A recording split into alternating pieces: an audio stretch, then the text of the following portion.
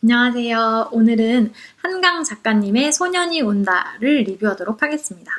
소년이 온다는 광주 민주화 운동 당시에 이제 그들만의 방법으로 계엄군과 맞서 싸우던 중학생 동호를 비롯해서 그 주변 인물들과 그 후에 남겨진 사람들의 고통에 대해서 읽을 수 있고 굉장히 생생하게 그려냈다고 해요. 그래서 어쩌면 저처럼 단 한 번도 시간을 들여서 생각해보지 않았던, 너무 말도 안 돼서 상상조차 할 수 없었던 그런 장면들을 생각해볼 수 있게 하는 그런 소설입니다.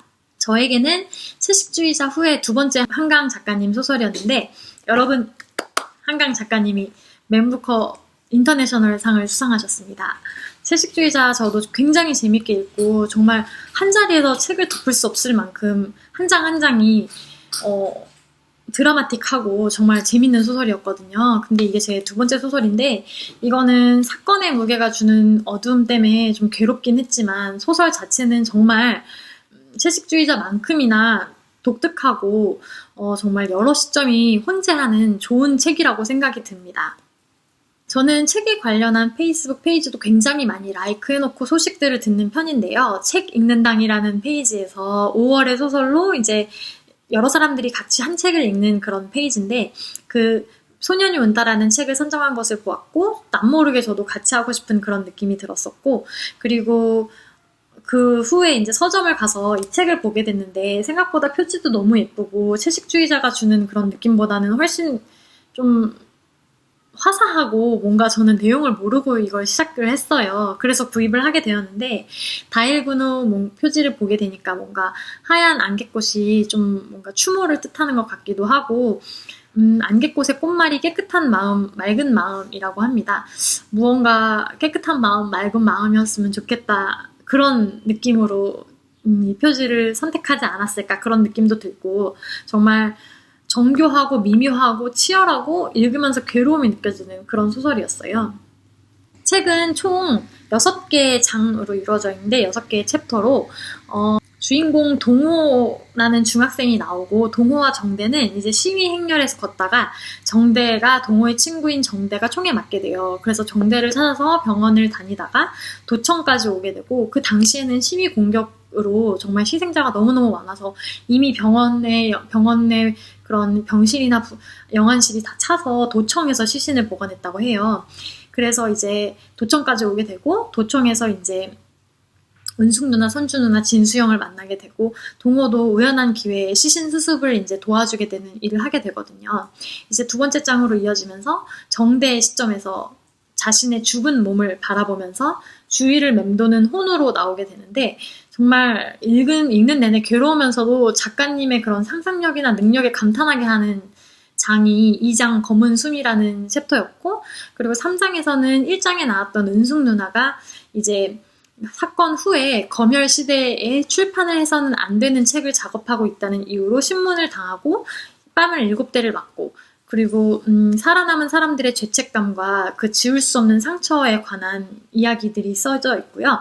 네 번째 장에는 진수형, 그때 그 도청에서 만났던 진수형이 나오는데, 그때 사건 후에 이제 오랜 수감 생활과 고문으로 인해서 출소 후에도 이제 그 이전으로 돌아갈 수 없는 낙인 찍힌 전과자로서 생활을 연명을 하다가 결국에 자살로 생을 마감하게 돼요. 근데 이 김진수 형과 관련된 이야기가 같이 수감당했었던 그런 사람이 화자로 등장해서 그 복잡하고 좀 어둠에 가려진 그런 사람들의 이야기를 좀 잘 풀어놨고요.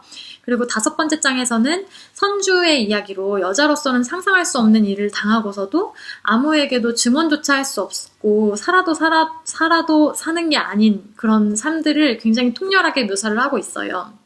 그런 주검이 된 상황에서 자신만 살아있는 부끄러움과 죄책감 같은 것들이 되게 잘 표현이 되어 있는 것 같고, 6번째 장에서는 소년의 어머니, 그러니까 동호의 어머니가 이제 화자가 됐는데, 그 동호의 가족들이 어머니를 중심으로 그 일이 있은 후에 이제 가족이 어떻게 해체되고, 그리고 남겨진 사람들에게 그 일이 얼마나 가슴에 상처이기 때문에 그 사람들 인생에 영향을 미치는지, 그런 것들을 알 수 있고요. 그리고 저는 자식을 가져본 어머니는 아니지만 자식을 잃은 슬픔이란 게 얼마나 클지가 느껴지도록 잘 묘사해 놓으신 거라고 생각하고, 그리고 정말 괴롭고 슬펐어요, 읽는 내내. 그 후에 6장이 끝난 다음에 에필로그에서 이제 작가가 직접 얘기를 하는데, 작가님이 그 연기자들 메소드 연기라고 하잖아요. 그런 만큼 정말 얼마나 집중하고 빠져 있는지를 알 수 있었고, 그리고 그 중에 제가 기억나는 말이, 거기 있는지도 미처 모르고 있었던 내 안의 연한 부분이 소리 없이 깨졌다라는 부분이 있었거든요. 그 부분을 보면서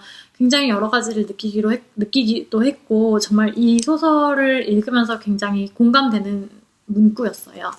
그랬고, 몇 년 전에 강풀 작가님의 26년이 개봉을 했을 때 제가 못 봤어요. 보진 못했지만 TV에 조각조각 나왔던 잔인한 부분들이 이 책을 읽는 내내 좀 떠오르기도 했었고, 그때는 영상이니까 제가 언제나 TV를 꺼버리거나 뭐 이러면 됐었거든요. 근데 그냥 찝찝하고 괴로운 느낌만 있었는데, 이번에는 정말 이 사건에 대해서 책을 읽으면서 숙고하게 됐었고, 소설이지만 실제 일을 베이스로 허구랑 실제가 섞여있는 그런 이야기지만 아물지 않은 상처에 소독하는 느낌? 혹은 소금물이 묻는 느낌처럼 좀 따갑고 괴롭고 읽기도 힘들기도 했었어요. 채식주의자 때는 신비스러운 그로테스크함과 약간 좀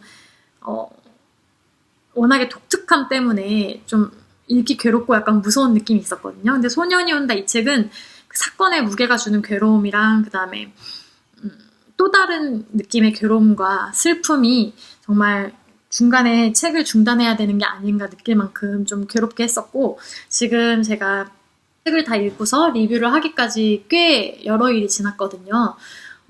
중간에 책을 덮을 수도 없었고, 그리고 책을 덮은 후에도 쉽게 리뷰할 수가 없는 그런 책 중에 하나였습니다.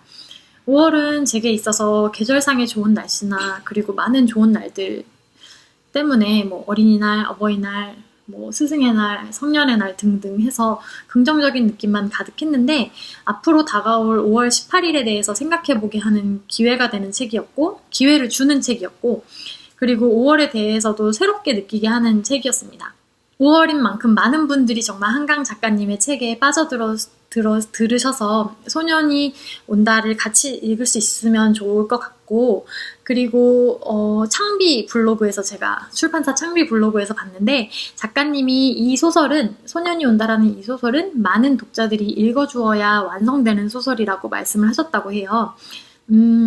저도 여기에 동참하셨으면 좋겠다는 생각이 들고, 그리고 사건이 주는 무거움 때문이 아니더라도 그 사건이 주는 그냥 그 자체가 갖고 있는 드라마틱하고 말도 안 되는 그 거짓말 같은 상황 때문이 아니라도 이 소설 자체도 구성, 뭐 문체, 그리고 흡입력, 가독성, 그 다음에 작가님의 상상력, 그리고 같은 사건이지만 정말 여러 대상을 통해 그 같은 사건을 풀어낸 그런 모든 것들이 정말 엄청 책을 잘 쓰신다 이런 느낌이 팡팡 들거든요.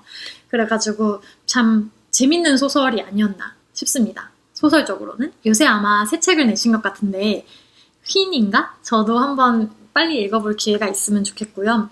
그리고 채식주의자 한강 작가님이 한국인 최초로 맨부커 인터내셔널 상을 수상한 만큼 이 책도 다시 한번 추천드리고, 다음번에는 더 재밌고 신나는 리뷰로 돌아오겠습니다. 안녕!